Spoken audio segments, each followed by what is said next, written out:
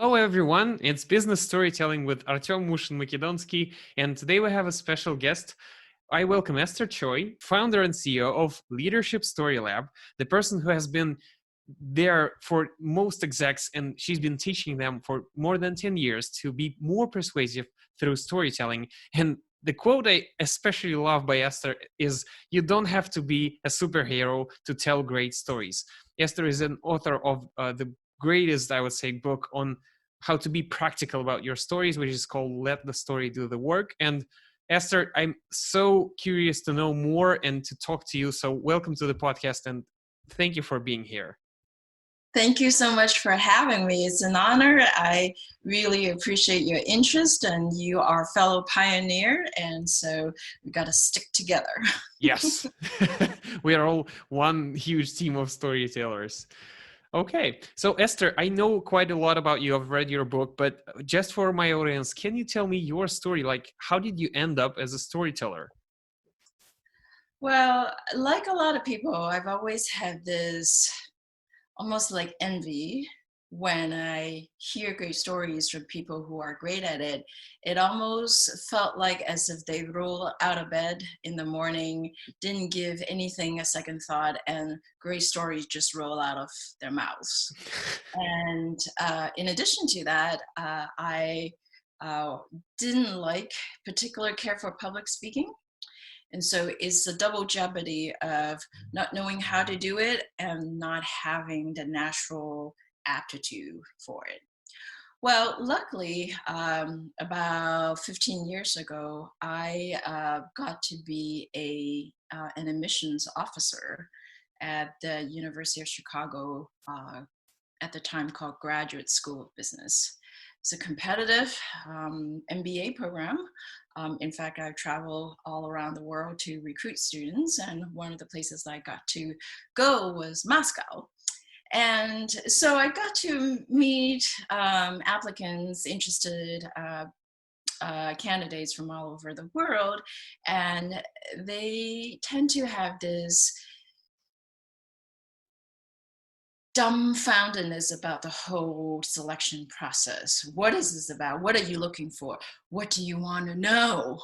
Just, tell us, and so we can include it in our application. It seemed rather simple, right? Yeah, that would be easy. What do you want to hear? Yeah, that would be that easy. And luckily for me, my role also involved training graduate students as well as alumni interviewers. So I oversaw the whole process of how do you get about, at the time, 1,000 people to help us evaluate applicants. So to make the long story short, over the period of 3 years and having met thousands of people and read even more applications, how few people know how to tell great stories. And but how much their future, their next step, destination in their career in life depends on their ability to tell great stories. And so that's how I began this curiosity. I would say 15 years ago, I didn't quite know how about it or what even made some people more successful than others.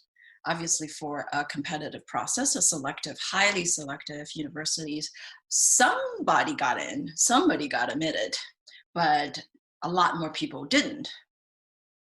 And what separated the ones who did, the fewer minority people who did, I'll give you a spoiler alert, isn't their qualifications necessarily, although it's a given, isn't their credentials, isn't their competence, isn't necessarily even their life experience, I'll say that much. It's how they position themselves and how they tell stories about themselves in ways that resonating with decision makers. And so I'll stop here because if you had 2 full hours, I can talk about that alone. Well, you can put the long story short, but still, it's an interesting story. And honestly, I like it in your book that you put it as life is a continuous admission test. Like you have to be on admission anywhere, even if you've left the university. Basically, the process goes on, and you have to be up for the job, or in the sales meeting and stuff like this. I like how you are viewing it through your lens, through your experience. That's a beautiful way to see the world.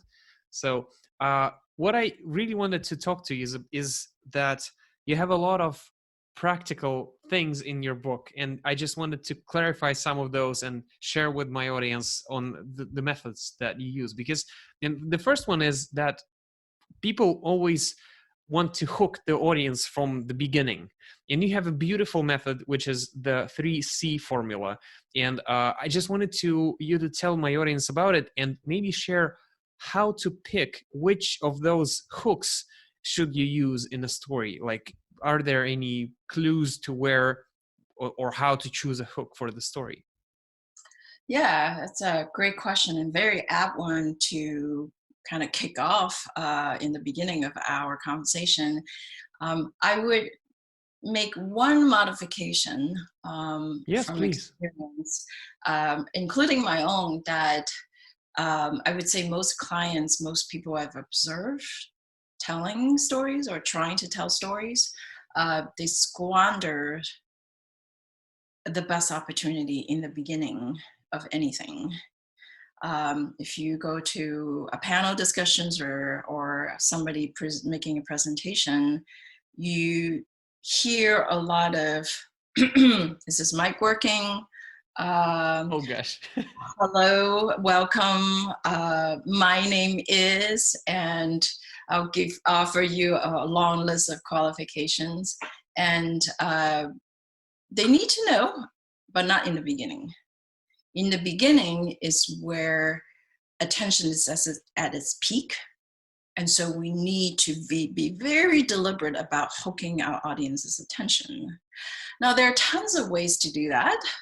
So the 3Cs that you mentioned are what I thought to be the most systematic as well as easy to go about how do you hook people's attention. So the 3C stands for conflict, contrast, and contradiction. Conflict does not have to be epic, does not even need to involve people dying of the coronavirus or whatever that might be. Conflict could merely even be, I'm a working parent, and now everybody stay at home, including my children who are school-age children, and they didn't quite know how to operate or manage themselves or discipline themselves when they're in front of a screen. And all four of us are hoarding, in fact, the Wi-Fi system. So how do I maintain my work and still being able to adjust to this new reality? That's a conflict. Perfect. Yeah, and that's really easily met by everyone right now because we're all living through it. Yes, yes, we're all living through it. And the second example, the second C is contrast. So contrast is putting two things with opposite qualities. For example, I lived in Chicago, typically, downtown proper. And I felt right at home because in the morning, I hear traffic, I hear a fire hydrant, sometimes I hear police car blaring down the street. And I walked out, it's tons of people on the street normally. And, I grew up in Hong Kong, and that makes me feel right at home. Interestingly, I also feel right at home in Hawaii, which is actually where I'm at speaking with you guys right now. And as you can imagine, everything you picture to be Hawaii is probably true. It's lush, it's green, it's near the beach, and it's perpetually warm, even when the locals think it's really cold. Um, I would say it's paradise, and I feel right at home too, right? So that's a contrast. A contradiction is contradicting what your audience are expecting. Okay? So this requires a little bit of forethought because you have to know what they are expecting. And then storyteller, screenwriter will call it, that's the plot twist. But you need to offer a plot twist right from the start. Perfect. And as you said, really easy to do. And at one point they just need to think forward, but the first two are really easy to grasp. And the second part of my question was actually, is there any clues on which one to pick? Like from your experience, maybe there are situations where one works better than the other. Yeah, I have this exercise in the book where I have examples and I have readers take a guess.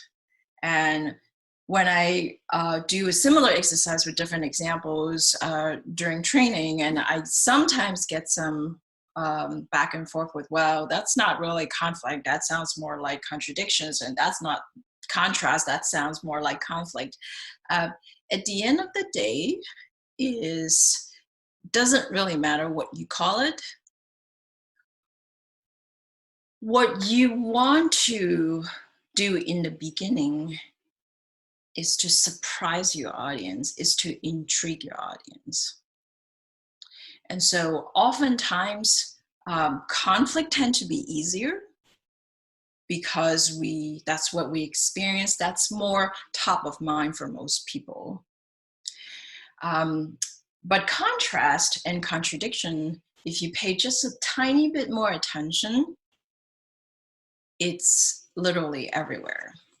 What I would caution everyone, including those of you listening, watching right now, is that don't think of chronology as storytelling. So if I tell you, Artem, I woke up this morning, I exercised, I ate breakfast, and then I got ready for this interview. That's not a story.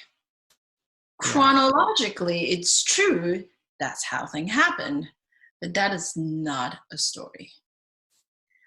Instead, if I were to say, because of what I do, I've been doing public speaking, storytelling training for the past 10 years.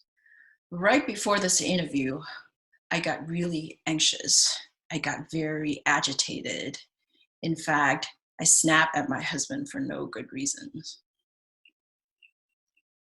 Okay, so there's at least contradictions, right? Because if you think that somebody in my position would be pretty comfortable with it, we're just having a Zoom call, an interview, it's not a keynote of any kind, why would I be so anxious as to start snapping at people I love, right? So yeah, that's a great way to begin it. Yeah, honestly, I'm hooked. So I'm just like, okay, skip the interview. So why did you snap? So when you get jumping ahead here, when you want to test a story in the beginning, if you get people to go, and then what? And then what happened? And then why?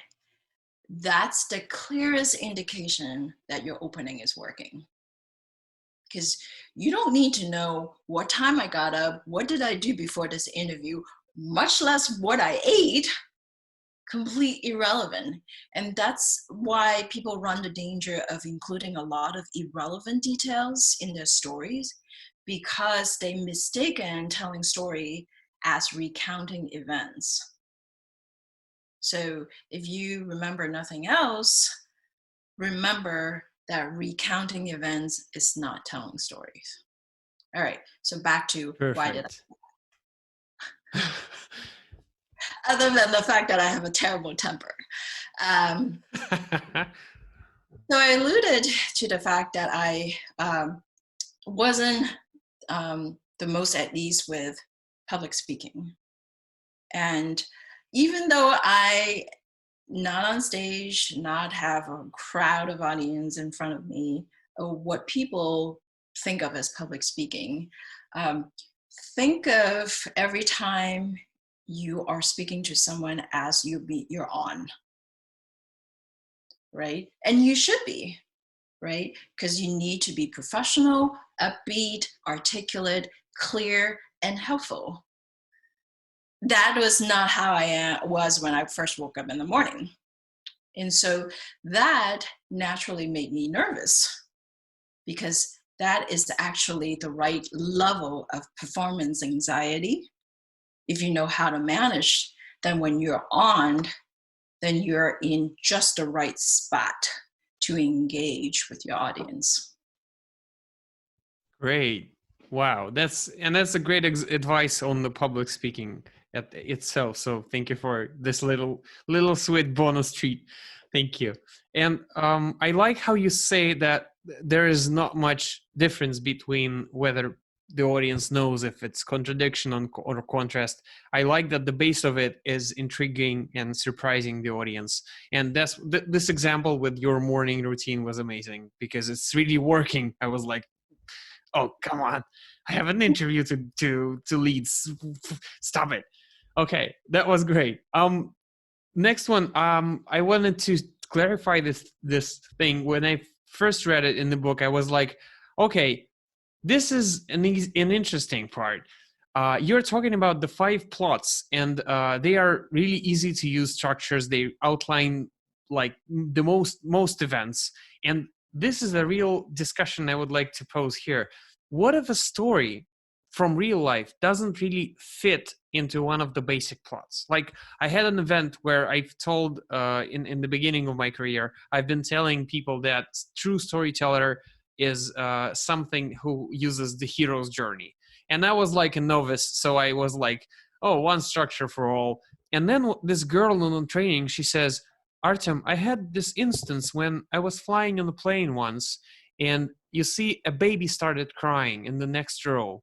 And I was having a training in the next morning, and I was flying after a training session, and I was extremely tired. And like, I haven't had a vacation for a year.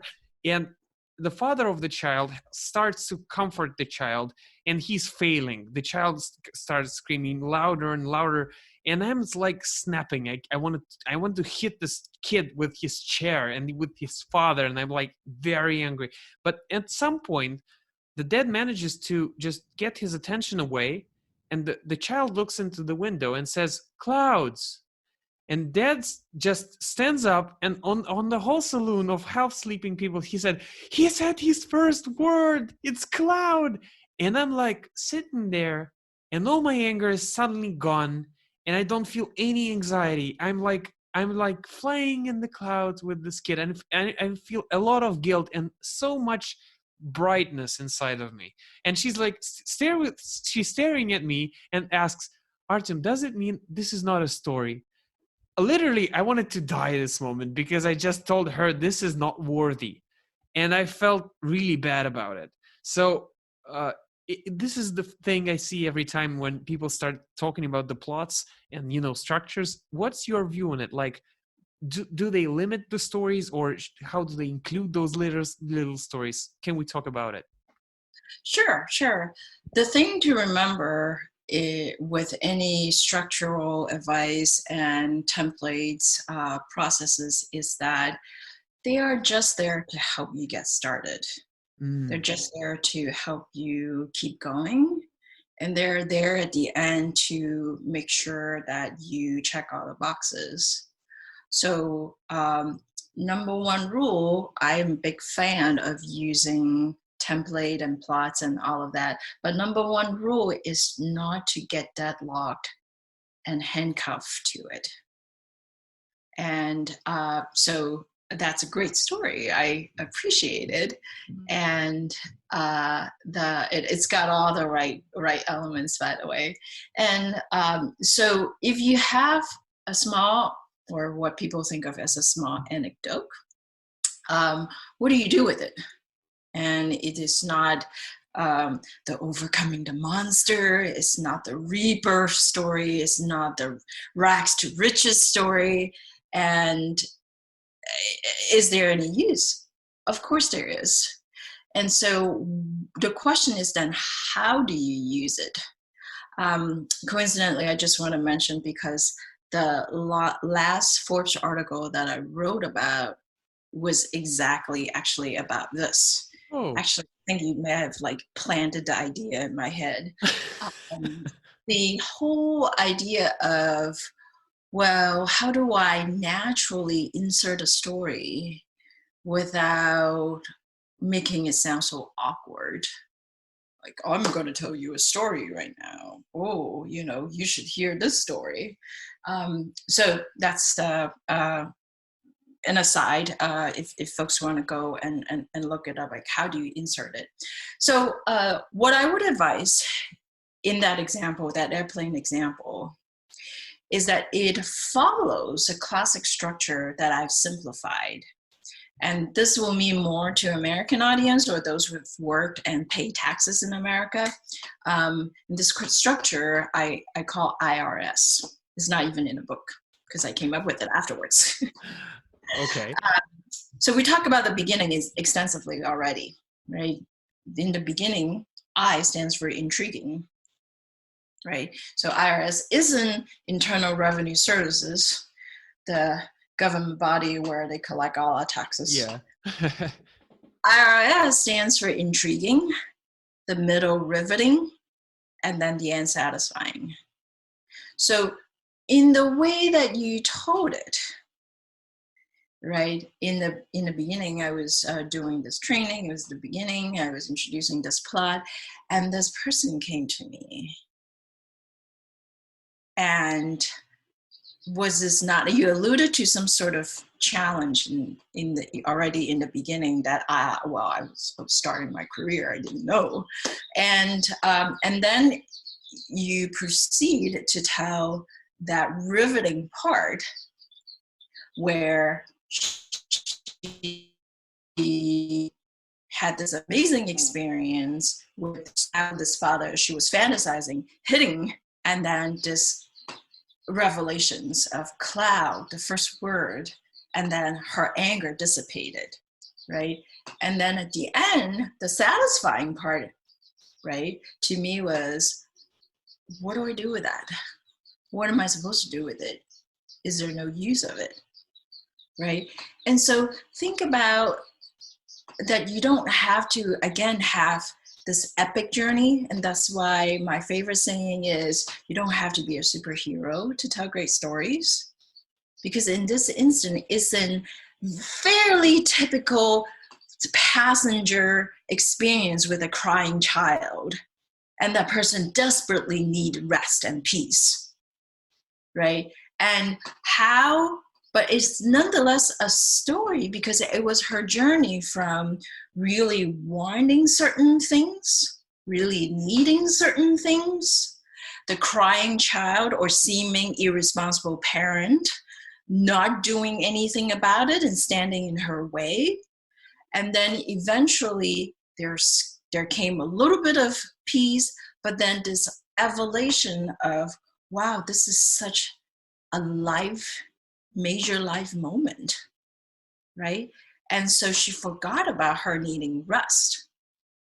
And so I would argue, a long way of answering that is still a story, whether it fits into one of the 5 plots or 7 plots or however many. There are a lot of different ones out there. If you just think about IRS, the beginning, the middle, and an end, intriguing beginning, riveting middle, and a satisfying end, then you have a story. You have a great story. You have a story that so many people can relate to.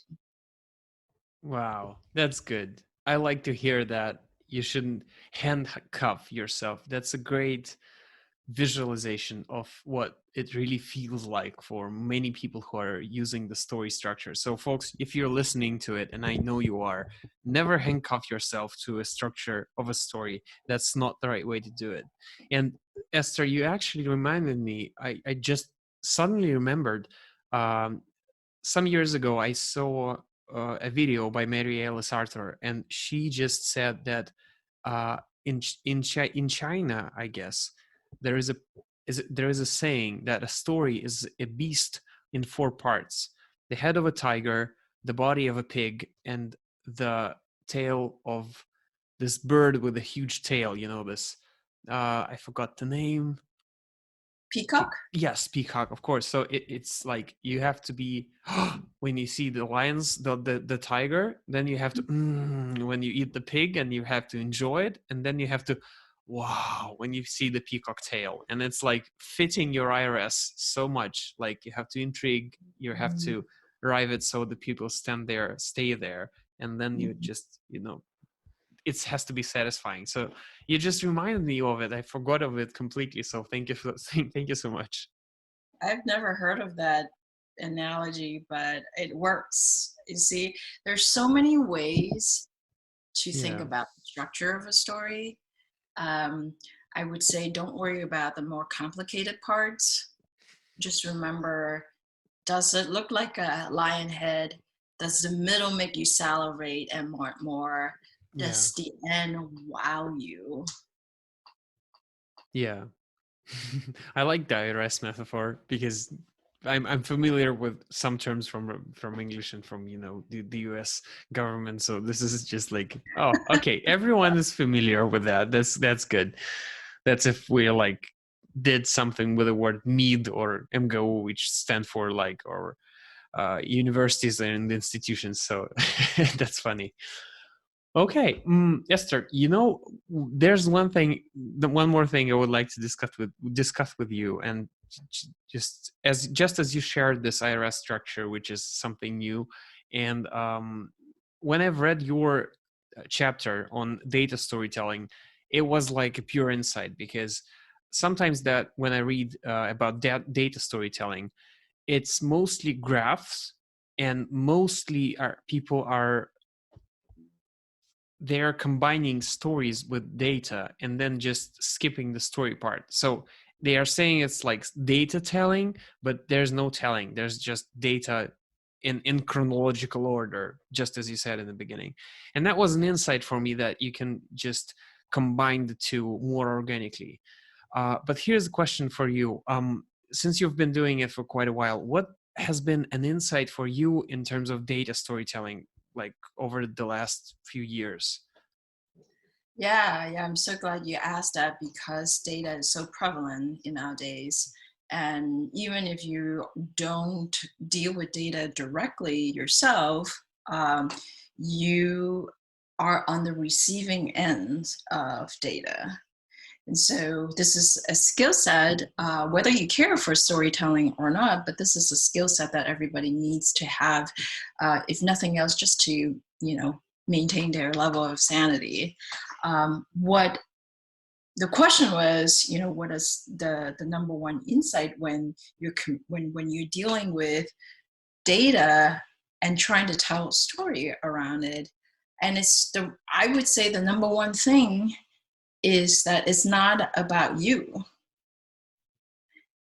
So many people, because they are so caught up in what they know and what they've done, and they are understandably excited to share, they forgot that whose need really matters in the first place is not yours as the person who knows a lot, or as the data scientist, as the person who processed, analyzed, and did a lot of amazing predictive analysis with the data. It's about the audience, right? It's about, one, how do you want them to feel?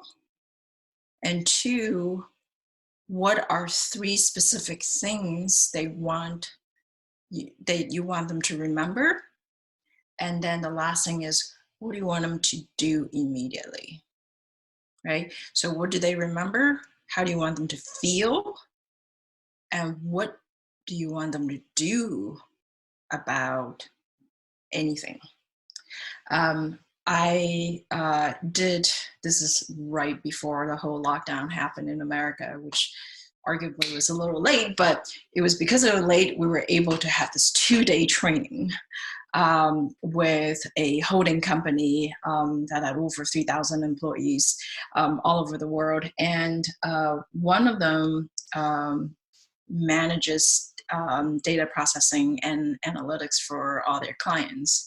And she used this example quarterly report as a pretty fairly typical one, very dense, lots of graphs, lots of numbers, and there's 66 pages, 66 slides of it.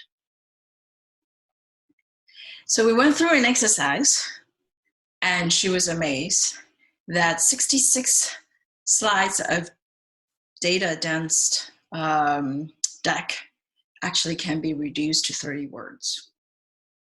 Really? What are they? Can't tell you because it's That's a drag. clients You had me there. Confidentiality. But it almost didn't matter because what do you think your audience going to remember a week from hearing a 66 slides worth of deck? Yeah. A week. Not None. much, right? Not much. Yeah. And so this is something, I encourage everybody to think about, especially when you have a lot of data. It's not about showing off what you know. It's not about showing off what you've done. It's about, what do you think you can reasonably expect they remember? How do you want them to feel? And at the end, what do you hope that they will do about it? In fact, it came from a CMO, a former CMO of a major airline company in the States, where he said, when I begin any meetings, especially when there's a lot of information to process, he'll tell his team, I'll listen to whatever you want to tell me, but you must answer these two questions.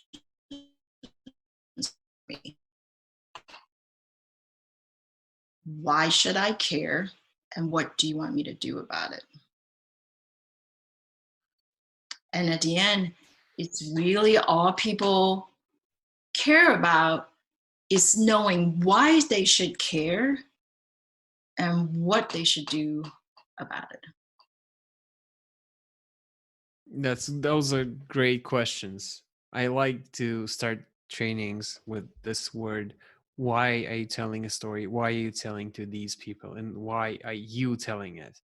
Like, why, what makes you the one to tell it? So, and this is, I like that you're saying that the same applies to data, like not beginning with what should they do, but why should they care? This is a great way to begin. Because if you can hone in on why they should care, then you have their attention. Yeah. That's great. I like how this insight is something really not easy, but simple. But simple is not easy. It's never easy. So thank you so much for sharing. I think that it's the thing people should be starting with when they are working with data or stories or any kind of communication. That's a great insight. Thank you.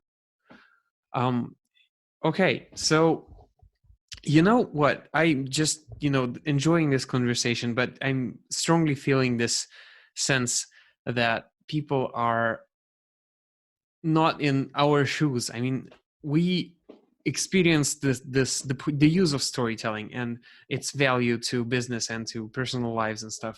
But obviously, stories help people in different ways in different contexts. Um, but here's the thing: the more I work in this area, the more I understand that people are locked in different barriers. Like, one of the barriers I commonly see is, my story is not valuable, it's not interesting, it's small, it's irrelevant. And it's a common thing in Russia because we are a nation that was stuck in communism for quite a while. And wherever the community is bigger than the man does not value his own experience, and that comes from the history. And I just wanted to ask you, what barriers do you see that stop people in their tracks to, begin telling stories? And maybe there are ways to overcome those, like maybe top 1, 2 barriers. Yeah, that's a great question. And that is one thing I hear a lot. I typically require uh, a lot of, not a lot, but some prep work. So to people, it feels like a lot because you typically show up at training just cold. If you can drag yourself there and show up on time, you've done your part, right? So I typically get people to do some prep work, and then almost every single time I said, I hear, I don't have any story. This is so hard. That's why we have you in the first place. Why am I doing this now before the training? So that's one. Number two, what I hear a lot in terms of confusing stories is the recounting events, right? So we've already talked about that. And so let's just focus one at a time, because I think this is really important, that address a lot of other challenges. And that is, to your point, what if people think what I have to say does not matter? Nobody cares. I didn't save anyone. I didn't, create jobs. And I'm not a celebrity. I'm nobody famous, right? The excuses goes on and on. So I have two ways. One is the more sort of compassionate and logical way, is that, well, when you're too close to something, you don't really see it in the right light. There's this great saying by David Henry Wallace, fish don't see water.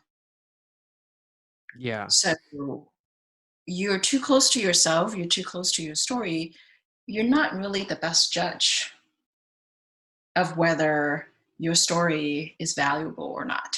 Let's just start with that.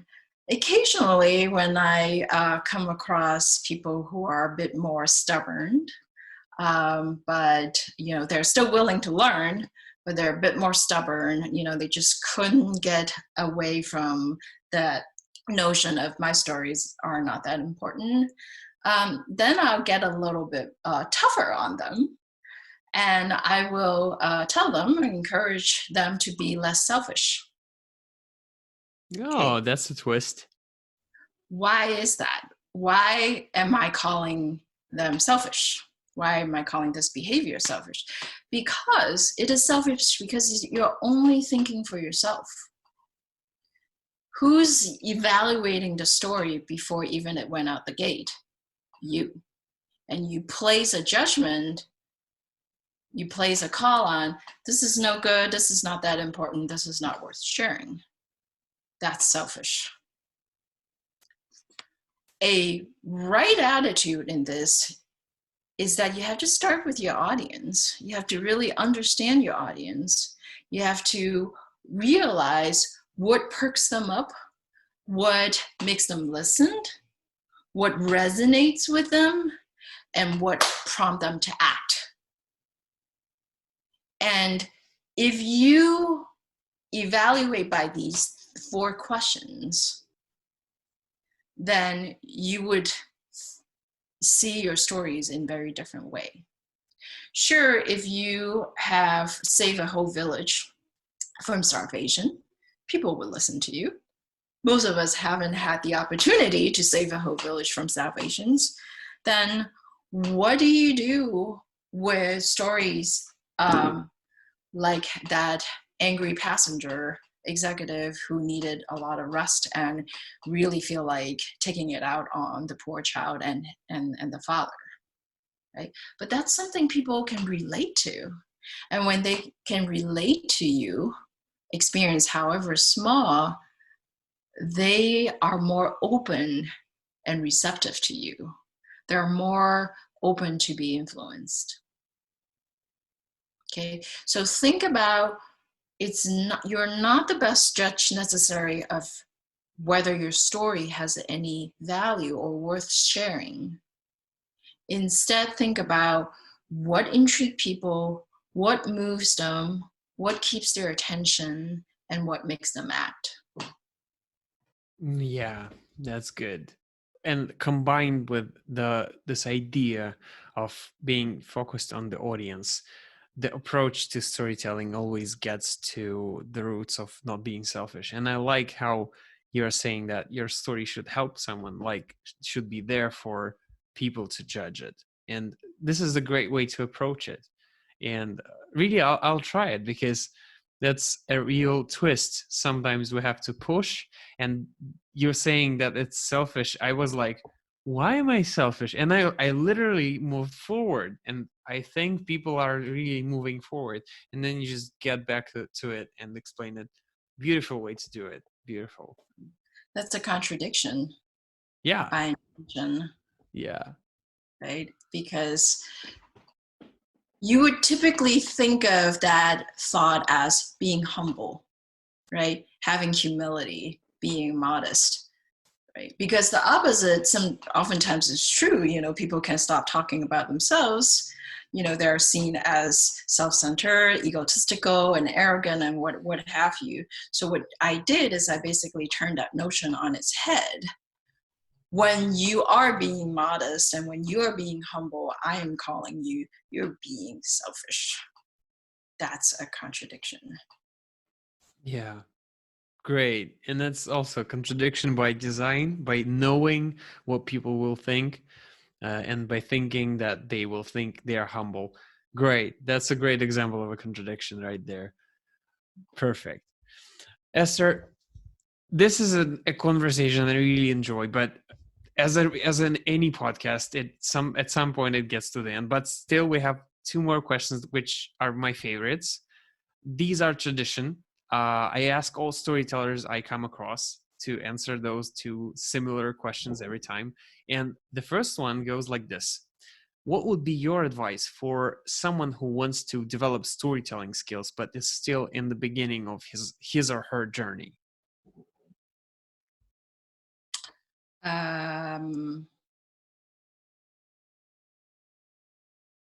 The number one thing for anyone who's just started on this journey is to make sure that you're having fun doing it.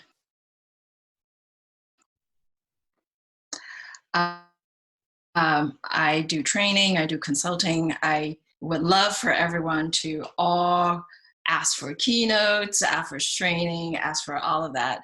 But at the end, none of it really matters, to be honest with you, unless you enjoy it. If you enjoy it, you do it, you keep doing it, and when you keep doing it, you'll become good at it. That's really, at the end of the day, the honest truth about it. Now, it's just like exercise. People have the best intentions. I'm going to go to the gym now. I'm going to use that, bike at home. But when you think about anything that you try to start in the beginning, in the beginning it's harder. Like I actually trying to learn kite surfing. It's hard. It's humbling. They call the walks that you try to sail down and you can't come back because you're still a beginner.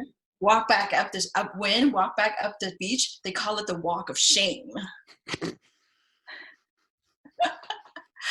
for good reasons.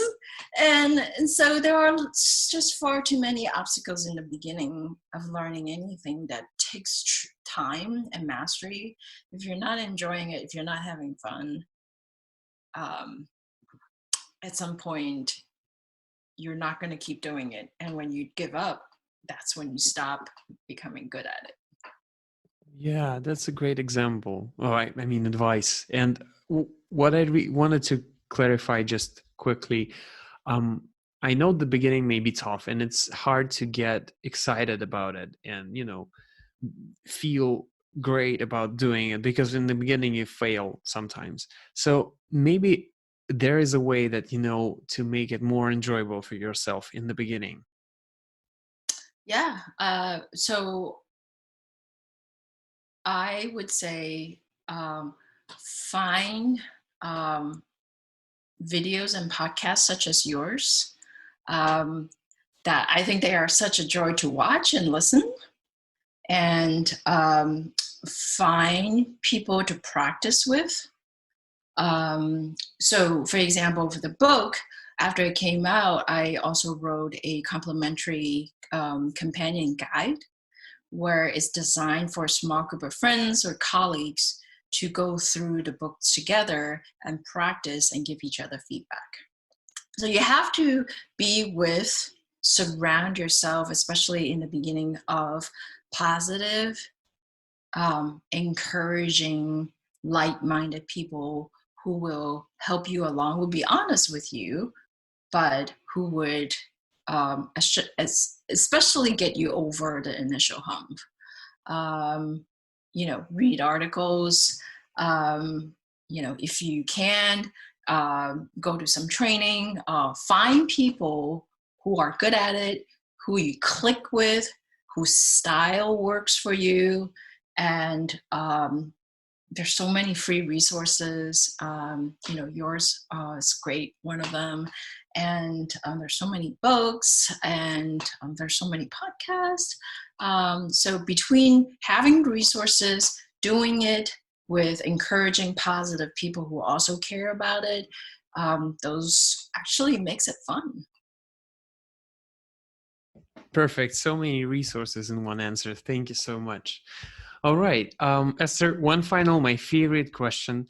I wanted you to finish the phrase I made up. And it goes like this.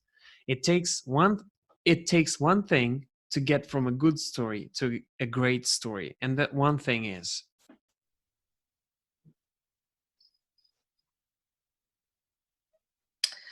It takes one thing for a good story to a great story, and that one thing is if your audience is with you.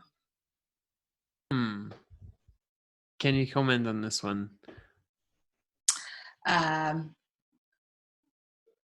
If they're with you, if they're especially with you along the way, then you have them as your tribe and as fellow tribesmen or women. They're open to what you have to say.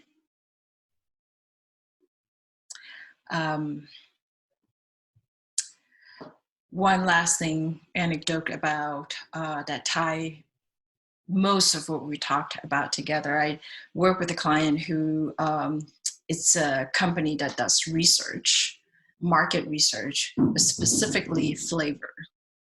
The things that we eat, there are most of them have ingredients that have been highly engineered, researched, and engineered.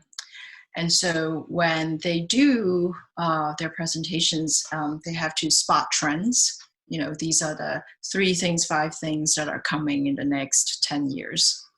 It's very tempting to get down to the science, get down to the research, get down to the discovery, but then you forget why your client's listening to you in the first place.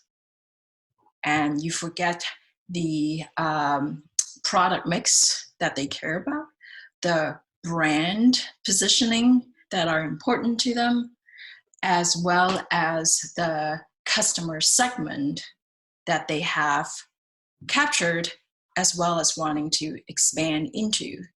And so for flavor research that are very data driven, you have to be able to translate it into languages that your customers can relate to, so that they can be with you along the way and be open to what you have to say and advise them.